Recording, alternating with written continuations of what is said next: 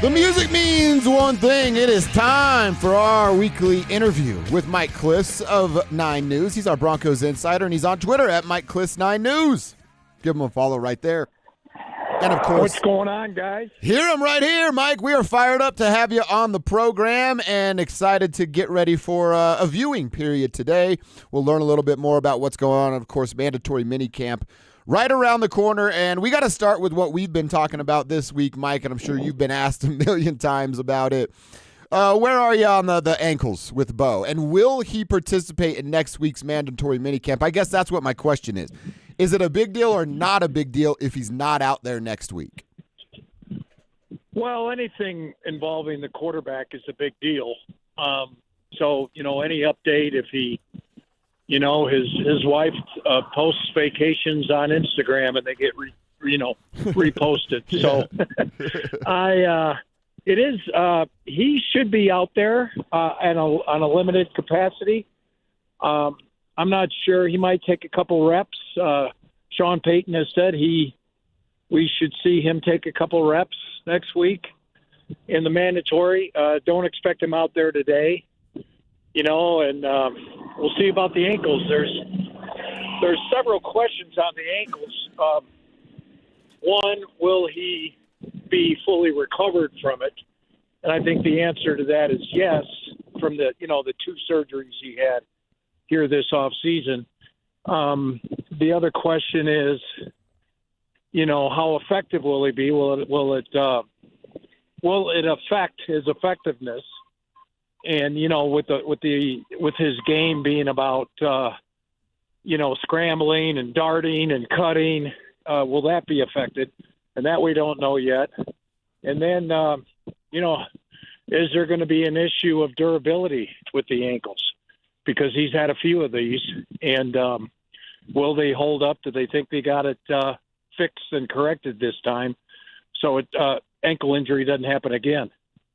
Well, let's talk about the backup quarterback as well, because week 1 of OTAs, talking to my man Andrew Mason, your guy, my guy, everybody's guy, he said, hey, Sam Ehlinger looked better than Jarrett Stidham. So in week 2 of OTAs, we'll continue to see those two, battle, compete. How much of competition is it really? I mean, we all assume Jarrett Stidham is the number 2, but it sounds like Ehlinger's making a good case for himself. Yeah, and he did last year too. He looked good in camp. He looked good in the preseason. So, the one thing that they had last week where the first-team offense didn't look particularly good was both centers were out for team. Wattenberg, I think, had a little procedure in the offseason, and he didn't snap.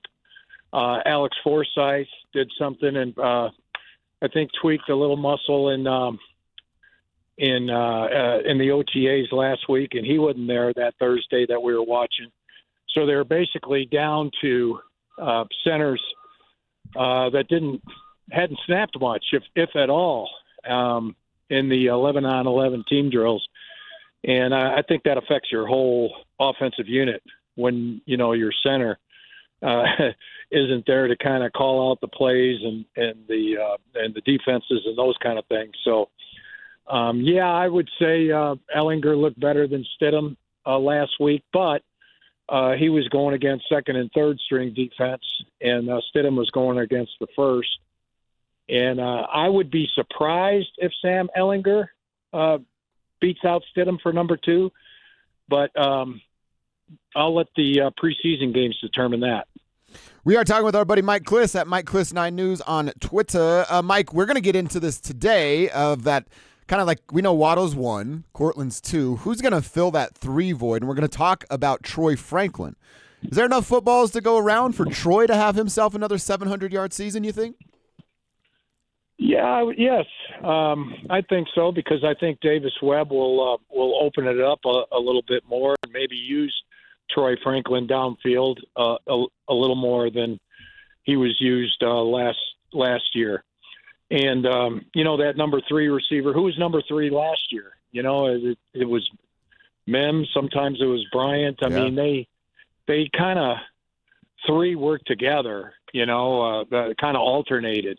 I don't think there's specifically – it's not like the old days where it's specifically, he's 1, he's 2, he's 3. It's kind of like the progressions, and the quarterback. The quarterback, he knows who the number 1 progression read is, but then he goes through the other receivers. Whoever's open gets the ball on that particular play. So it's hard enough to identify number 1 and number 2.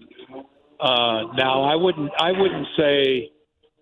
not say that Waddle's 1 and Cortland's 2. I would say they're both 1A, and they're different. They're going to complement each other, and I wouldn't be surprised if they wind up with the same number of catches, maybe even the same number of yards. Maybe Waddle will have a few more yards. Sutton will have a few more touchdowns. Okay, as we look forward to the Broncos this season, what's the expectations, I guess, for Jahdae Barron? When Coach talked about him, I believe it was last week, and it's like, yeah, he's doing good, stuff like that. I was like, oh, well, a first-round pick, you kind of want to hear him competing for a starting job. He's not really going to do that. So what's your ideas about the plan for Jahdae Barron this year? Well, he's coming off groin surgery, and he has not been out there in the team drills. I'm not even sure he was out there. I can't remember last week. I know he wasn't in the team drills. He might have been in the individual drills. Okay. So he's not really competing right now. He will in training camp with Jaquan McMillan.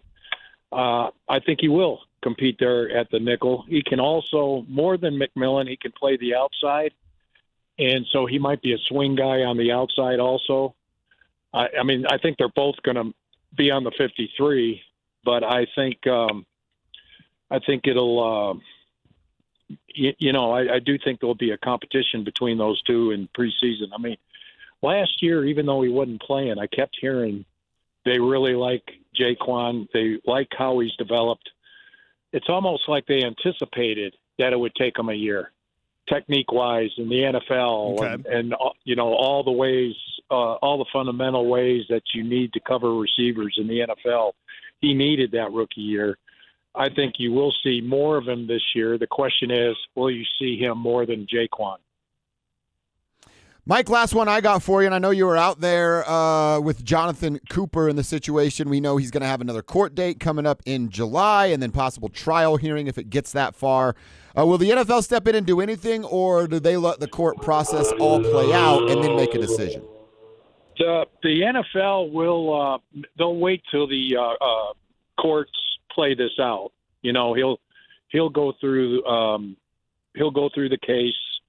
We'll see what happens if there's a Harvey. I think will fight it, but I don't know if it will play out first before the NFL does anything. And I do think domestic violence. Anytime there's domestic violence, and this was a weird story. It wasn't a pleasant story. The NFL knows the world is looking at them, and I would think they do something, discipline-wise, to Jonathan Cooper. But we'll have to see. I know Harvey Steinberg doesn't think so. He thinks when the system plays out that Cooper will be found innocent of everything. And, that's, I guess, what that would be what the Broncos hope for. And he doesn't wind up with any type of punishment from the NFL. But as it stands right now, I would brace for, a game or two anyway. That's the way I would read it. All right, well, we will sit back, wait, and watch, and I'm kind of with you. It feels like a game or two when the words domestic violence are associated with the player. It just kind of feels like it's par for the course. Mike, always great stuff. We appreciate you giving us a little bit of your time. I know it's going to be a busy one for you out there today, so thanks for being flexible with your time, and we'll check in again next week. All right, thanks a lot, guys. That is our boy Mike Klis, third member of the Chain Gang, at Mike Klis 9 News on Twitter. We're going to react to a few things he told us a little later. I'm probably with them. About a 1 or 2 game suspension, no matter what the outcome is here for one Jonathan Cooper. And like I said, we'll get back into that a little bit later.